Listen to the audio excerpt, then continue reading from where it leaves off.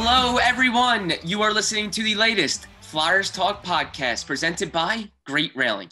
I am Jordan Hall, and as always, I am joined by the dynamic Joe Fordyce, our Flyers pre- and post-game live producer, and we are absolutely thrilled to be joined by former beloved Flyer and current pre- and post-game live analyst, Scott Hartnell. Scott, thank you so much for joining us today.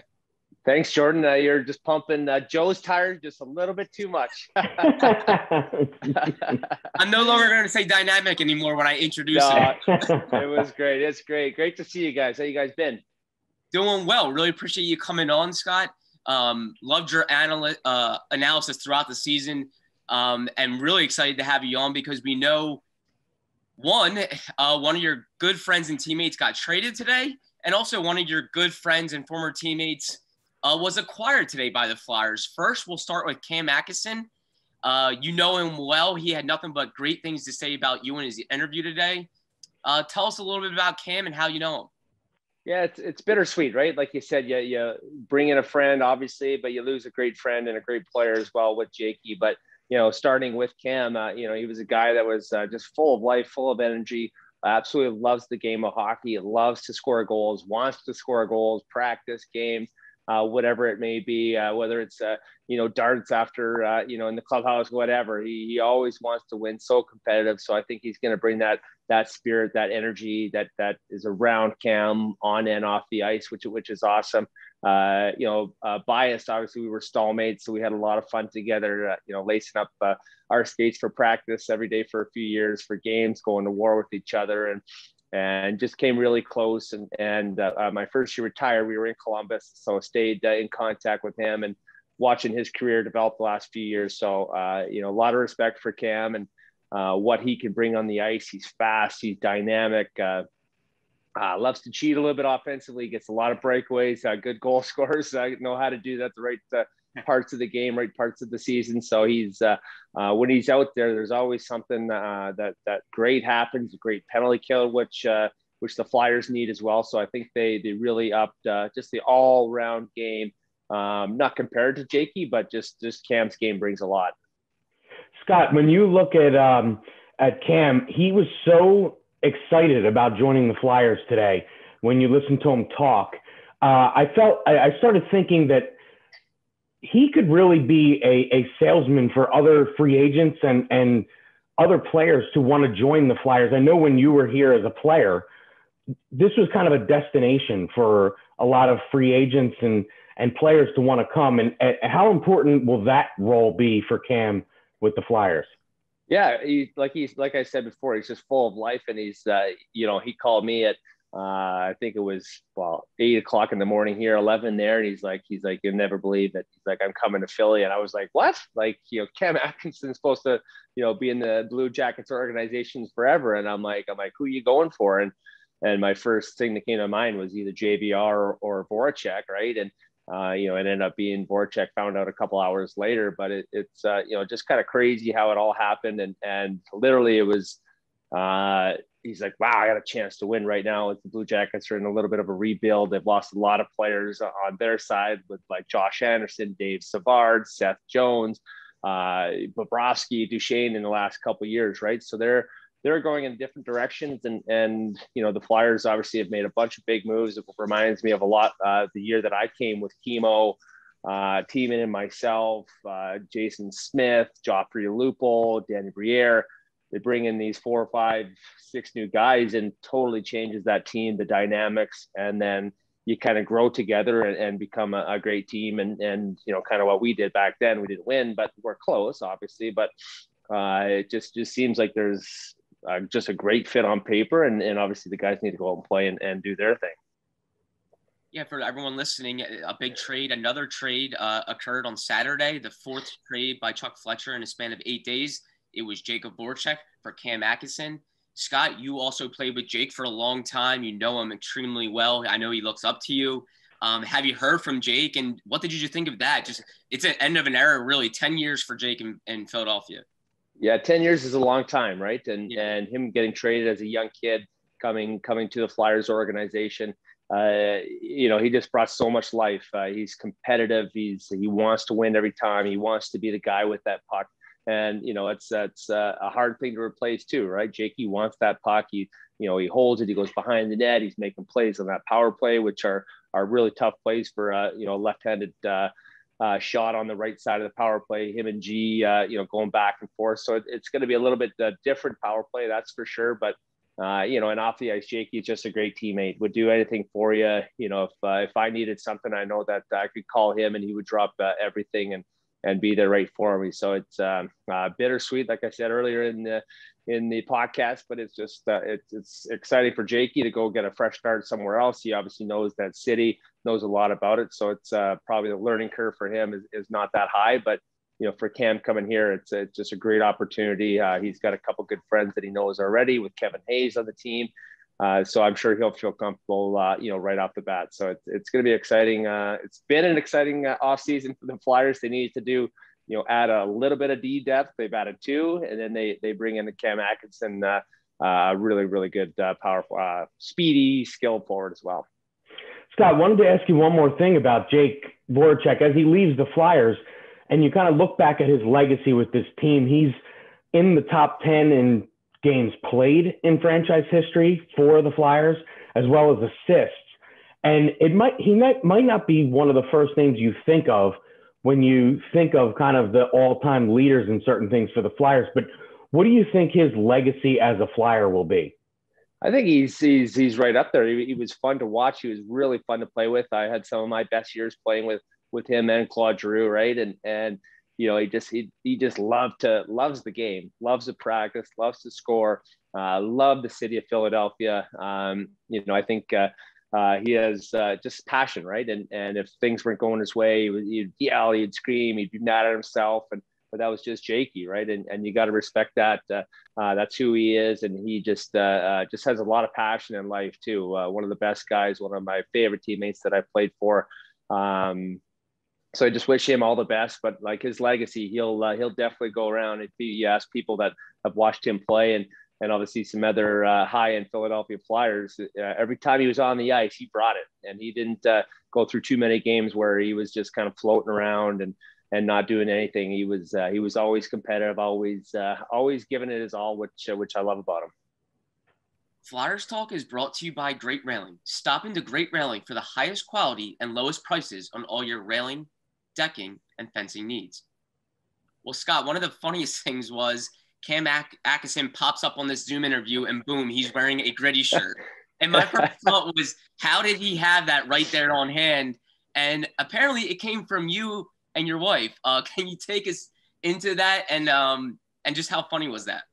Well, long story short, it was I think when the Flyers honored me the one night where I dropped the puck it was one of the first years I think Gritty was there, but they had all the T-shirts and we had a suite for my family and everything like that. And anyway, they brought me a box of these Gritty T-shirts. I'm like, oh, I'll take them home. And Cam's wife, Natalie, she is like the funniest person in the world, has this like most contagious laugh, and like is Gritty's probably number one fan. I know a lot of people have said that. And so she's like, the first thing she said to my wife, Katie, was, oh my God, I can't believe I'm going to get to meet Gritty. Like that was her whole like first initial thought of it. So, Gritty's got some fans all over even on different NHL teams. So that's a huge thing. So I had this box and I know that she loved him. And when they came to visit, I gave them a couple T-shirts. And I don't know if you guys saw my tweet today. I'm like, I don't know if it's a good thing that Cam Atkinson's fitting into his wife's T-shirt. So I was giving a little bit of a razzle dazzle there, but it's just good stuff and just good for the game.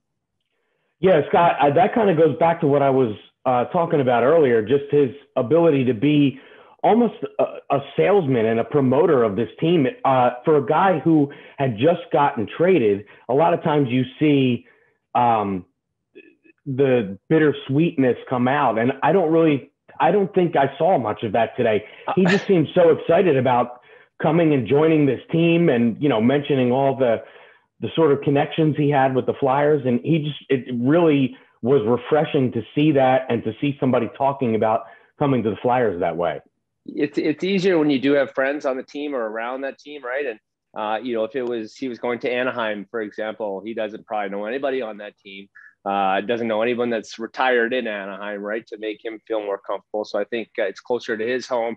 His parents are in Connecticut. All his brothers work in New York City or Connecticut. So it's more of a homecoming for him. So I think it wasn't a kind of a slap in the face. And like, I can't believe I'm not finishing my career with the Blue Jackets. It was like, okay, like, I'm sure he'll have some processing time where he'll miss his home. He'll miss his buddies. He'll miss the city of Columbus, which is a great city as well. But, looking forward to what he's got, the hockey players that he's going to play with, he's definitely looking at the glass half full instead of half empty, which is what you want in your organization, which is what you want in your room. And like I said, he's competitive. He's going to give it his all every shift too. Scott, you saw what the Flyers went through last season. They gave up the most goals in hockey. It was tough to watch at times. Did you feel like this type of offseason was coming and was needed, where they were going to have to sort of really reshape things and kind of change the dynamic of the group? Well, as you say, it was tough to watch. It was tough to talk about them in between periods and after games and everything. But yeah, they needed a defenseman, right? And they go get Ryan Ellis. I'm sure we'll talk about him in a second, but the guy's a competitor, the guy's a leader, the guy can block shots, the guy can make those long passes. He's got one of the hardest shots that I've for a defenseman that I've played with, right up there with Shea Weber. He can just absolutely bomb that puck. So setting him up on the power play will be, I think a priority for the Flyers. And then they bring in Ristolainen, and then, they gave up a first, 13th overall pick and another pick, but like, the guy's 6'4". He's a mean guy. Played against him too. He finishes his checks. He's not afraid of anybody. So the Flyers need to beef up as well on the blue line as well, which I think they did that. And then they added Ellis, obviously, we just talked about, is really skillful, will help Provorov, will kind of calm him down to, not trying to do too much. So I loved what the Flyers are doing. Who knows if they're done yet? I know they got to sign Sanheim and Carter Hart, which is going to be the big X factor of the year this year, having a bounce back year. But who knows? There might be another guy or two that they kind of bring in to plug some holes as well. Scott, when you look at the Ryan Ellis pickup, you saw firsthand what he can do as his teammate and on the power play. How important is it for this team to have that guy who they have the confidence in to run the power play? Ghost was kind of on and off last year as that guy, but Ryan, to get a veteran in there like Ryan that can run the power play, how key is that for this team? Yeah, Ryan Ellis, Flyers fans will watch him and be like, man, he's calming out there. He doesn't panic with the puck. He knows where he's moving in. He's him going back for a puck, say, and he's got a forecheck on him. He knows where that puck's going before he gets to that puck, and he makes the right play 95% of the time, right? And it's out of their zone, you're playing offense. And that's what you want. You don't want a D-man going back up there, maybe slowing down so he doesn't get hit, and let them get the puck first, and then you're trying to defend for a lot of the time. I think that was the Flyers' problem all year last year, was just being a little bit too I don't know if scared is the right word, going back for pucks. But now Phil Myers is gone, Ghost is gone. So it's going to be a different defensive core back there, and Hag's gone. So it'll be interesting to see, and I'm super excited. I know probably the organization is excited, and fans should be excited too, because I think it's been a huge upgrade in all aspects. Yeah, Scott, if I can touch on Rasmus Ristolainen a little bit, you said you played against him. Just how nasty is he on the ice? I was just watching some of his highlights, and it seems like he really does not shy away from anything. Yeah, that's what you want. You want that for a 6'4", 6'5" guys. You want him to be mean, right? And you can't teach that. You can't. A guy that's a gentle giant, per se, you can't tell him to go stand up and hit guys, or take that hit to make that play. It's got to be just instilled in you as a hockey player, as a kid, when you grow up. So that's his style of play. It's an effective style of play. That's why, and everyone looks at the minuses that he's had, and the obviously the play driving or all of these analytic works or whatever, that he's not a very good player that way. Well, he's playing on the Buffalo Sabres, the worst team in the last 7-8 years. So how can you actually drive play when you have no one really to drive the play with, right? Or to make good passes, or, players turn it over at blue lines, you're stuck playing defense goal. So it's for him, it's going to be a fresh start. It's going to be a wonderful fresh start for him to change his, career trajectories in the right direction. he's got a lot to prove as well. So you have these guys that are coming in that are just probably just so antsy to get the training camp started, get the first season under their first season in the Flyers uniform underway. And I remember when I was, my first year as a Flyer, it's just the history of the organization, how much passion there is in the city. It's going to be so cool for those guys to come in and wear those jerseys and play hard for the city. When you look at Rasmus Ristolainen, you mentioned it there and kind of alluded to the analytics weren't kind, and people immediately started throwing all these numbers around and that were in the negative. When you take a player like him who has been kind of, you don't want to say stuck, but he's been stuck with the Sabres for the past few years, and that's not going to be kind to anybody. I mean, it doesn't matter who the player is. Sam Reinhart, Jack Eichel, all these guys. I mean, we saw Reinhart got moved today. How big is it for a player to get traded and kind of be given that fresh start with another team after they've been kind of stuck in the weeds, let's say, for a good amount of their career? Thank you, Lord. That's what they're saying. And no, dissing on Buffalo Sabres team or fans or whatever, but when you're in a rut, that they're in a rut, you just want a breath of fresh air, right? And Flyers are obviously, they spend right to the cap. They got some good young players. They got some great veterans as well. So you look at the squad right now, and where Ristolainen think he's going to spot. He's like, wow, I got a good player in Sanheim. He can move the puck well. He can obviously back me up if I'm going to be up in the play. Maybe I'll get some power play time. I'll be out there to penalty kill every penalty kill when they're shorthanded. So it's like, wow, I'm going to get my 20 minutes ice time, and everyone does their part. This is going to be a great squad. So it's just like brings you energy instead of being, oh God, Buffalo Sabres, we're going to probably be last place again. And, we might not win in, March, and then beat the Flyers, in April, right? So, so that was their Stanley Cup right there in that game. I mean, the Flyers struggled with them seemingly every time they played them. It was crazy. It was every other team looked at them as a just count the 2 points, and for the Flyers, it never really seemed to work out that way. I know. So I just think it's just some guys need a change of scenery to change their career. And, I believe that both Ellis and Ristolainen on the back end, they're going to see big time minutes and then be counted on to play well and play hard and take their games to the next level. And, I have no doubt that I know Ellis, I don't know Ristolainen that well, but I'm sure he's looking forward to this opportunity and is super stoked. So, Scott, I have one more for you. We talked about this a lot during games last season.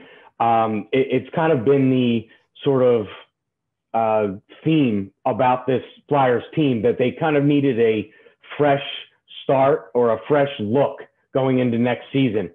Do you think with these moves that they've made, the Ellis trade was a week ago today, so with the moves they've made in the last week, do you think they've accomplished that?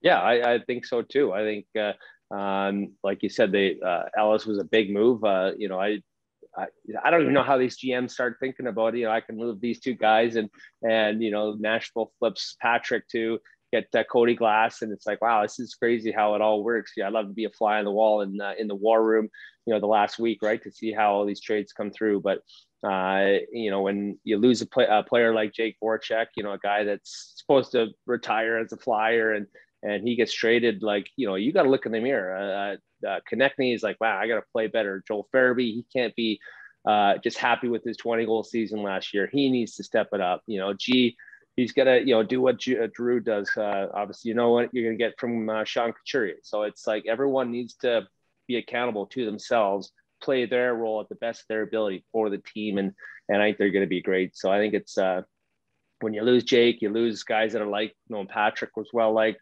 Phil Myers too. It's just, it's a wake up call. It's going to be a different room. AV's got to, lay the lie down with these guys and get them all playing together, which I believe that he can do as well. That's awesome. And Scott, I have a feeling, I think Cam Atkinson's wife is going to be at every home game, probably with Gritty, maybe in his suite. I have a feeling that might be the case.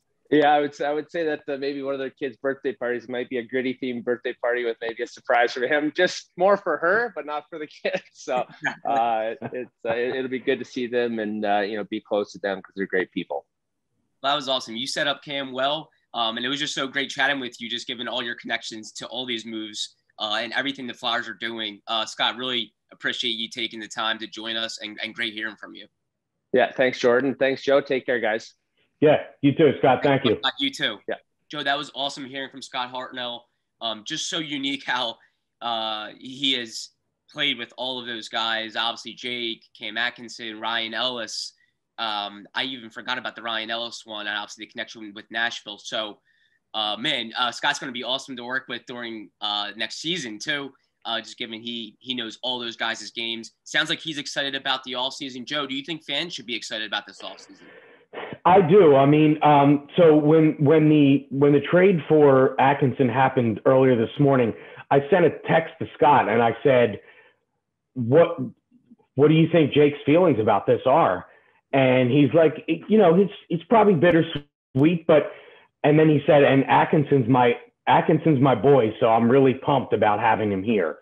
So, so that was really good. And I think the fans should be pumped too, because I alluded to it during talking to Scott. I think it's been a while since we've seen a guy that's a pure goal scorer like that on the Flyers. And I think that's going to bring a lot of excitement. And again, I really think that this team is in desperate need of a guy who can be sort of a pitch man for other players.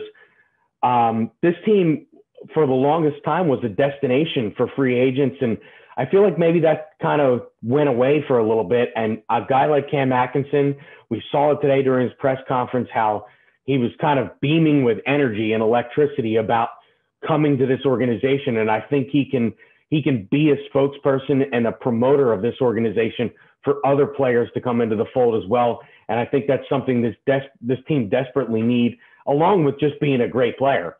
And so, yeah, I think there's a fresh look to this team that the fan base should be excited about. Yeah, you can tell he probably got a lot of his personality and the way he plays and represents himself probably from Scott Hartnell, learning from him. And you want guys like that to come into your organization and have that mindset. You want them to come here, and it sure sounds like he wanted to, was happy to be in Philadelphia. He was shocked. He was celebrating his son's 3-year-old birthday, but that did not put a damper on his mood. He was happy to talk to media members, and he was happy to talk about what's next in his career, and that's coming to Philadelphia and playing for the Flyers. Big offseason for the Flyers, and I think everyone knew it was time for some change. It was time to reshape this group a little bit because next year is important. And last year was not good. And the Flyers, I think, knew they could not be complacent. They needed to reshape this team. And I think fans are going to be excited about that. Time will tell how it all works out next season, but things look different. And there's no arguing that.